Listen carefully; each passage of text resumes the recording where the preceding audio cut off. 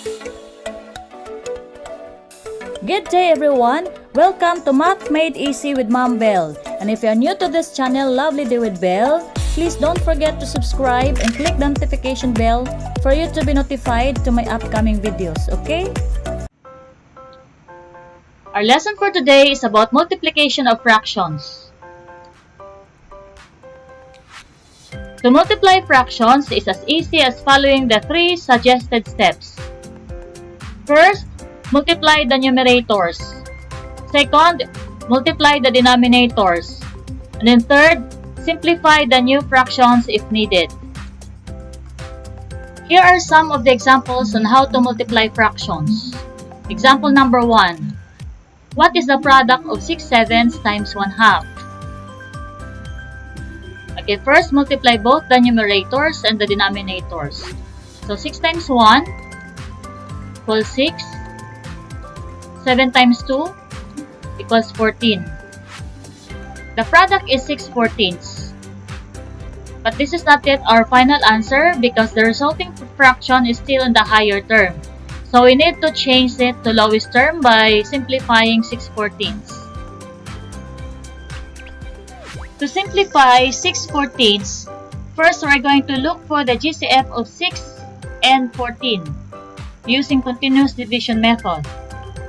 Okay, so let's create a table and write down 6, 14 as first row.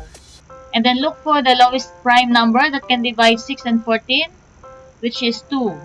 So 2 is our divisor. Then we will divide 6 by 2. And then 14 divided by 2. So 6 divided by 2 is 3. And 14 divided by 2 equals 7. And then let's stop there because there is no common factor between 3 and 7. So the GCF of 6 and 14 is 2. Then we will divide both the numerator and denominator by the GCF of 6 and 14, which is 2. So 6 divided by 2 equals 3. And then 14 divided by 2 equals 7. So the lowest term of 6/14 is 3/7. Therefore, the product of 6/7 times 1/2 is 3/7. Let's have another example. Example number 2. Multiply 1/4 times 8. When we multiply a whole number to a fraction, think of the whole number as a fraction with a denominator 1. Meaning we are going to change whole number to a fraction by adding fraction bar and 1. So 8 is also 8/1. Therefore, we can rewrite the original problem as 1/4 times 8/1. With that, it allows us to multiply the fractions as usual. Okay? So let's proceed. The next thing you'll do is multiply both the numerators and the denominators. So 1 times 8 equals 8. And then 4 times 1 equals 4. So what have you observed to our product? Our answer is improper fraction. So again, our answer is improper fraction, so we need to simplify the fraction. How are we going to simplify the fraction? We need to change an improper fraction to a mixed form by dividing the numerator by the denominator. Okay, so 8 divided by 4, we have 2. 2 times 4 equals 8, minus 8 equals 0. Now our answer is exact because the remainder is 0. Okay, so 8/4 is equal to 2. Therefore, 1/4 times 8 equals 8/4 or 2. Now, what if the given numbers are mixed fractions? Okay, so here are the steps in multiplying mixed fractions. First, convert mixed number to improper fraction.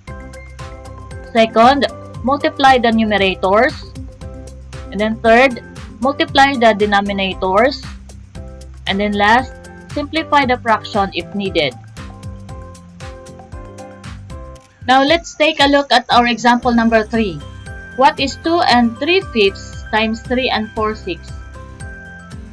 Okay, since the given numbers are mixed numbers, we need to convert mixed numbers to improper fraction. So we need to review first how to convert a mixed number to improper fraction. Step 1, multiply the whole number by the denominator. Step 2, add the result to the numerator. And then step 3, write the sum over the denominator. In our example, we have 2 and 3/5. So first, we multiply the whole number by the denominator. So 2 times 5 equals 10. Then, add the numerator, 3, and that is 13. And then copy the denominator, 5. Then let's proceed to the other fraction, which is 3 and 4/6. Again, multiply 3 times 6 equals 18. Plus 4 equals 22. And then copy also the denominator. Then let's proceed to multiplication of fractions. So 13 times 22 equals 286. And then 5 times 6 equals 30. Since the number is improper fraction, we need to convert it to a mixed number by dividing the numerator by the denominator. So 286 divided by 30 equals 9. And 9 times 30 equals 270. Then we will subtract 270 from 286. So 6 minus 0 equals 6. 8 minus 7 equals 1. So the quotient 9 becomes the whole number of the mixed fraction. And the remainder becomes the numerator of the mixed fraction. And the divisor, which is 30, becomes the denominator of the mixed fraction. Okay, so our answer is 9 and 16 over 30. But the resulting fraction is still in the higher term. So we need to reduce it to lowest term by simplifying 16 and 30. Okay, we have to look for the GCF of 16 and 30 using continuous division method. So let's create a table and write down 16 and 30 as first row. Okay, then look for the lowest prime number that can divide 16 and 30, which is 2. And then divide. 16 divided by 2 is 8. 30 divided by 2 is 15. Okay, since 8 and 15 has no common factor, then let's stop there. Okay, so the GCF of 16 and 30 is 2. Then let's divide both the numerator and denominator by 2. Okay, so 16 divided by 2 equals 8. Then 30 divided by 2 equals 15. So the final answer is 9 and 8 over 15. Therefore, 2 and 3/5 times 3 and 8/4 equals 286 over 30, or 9 and 16 over 30, or 9 and 8/15. And this is the final answer. What have you learned today? You have learned how to multiply fractions. And here are the steps. First, multiply the numerators. Then second, multiply the denominators. Then third, simplify the new fraction if needed. How to multiply mixed numbers? First, convert mixed numbers into improper fractions. And then multiply both the numerators and the denominators. Then simplify the new fraction if needed. Okay class, that's all for today's lesson.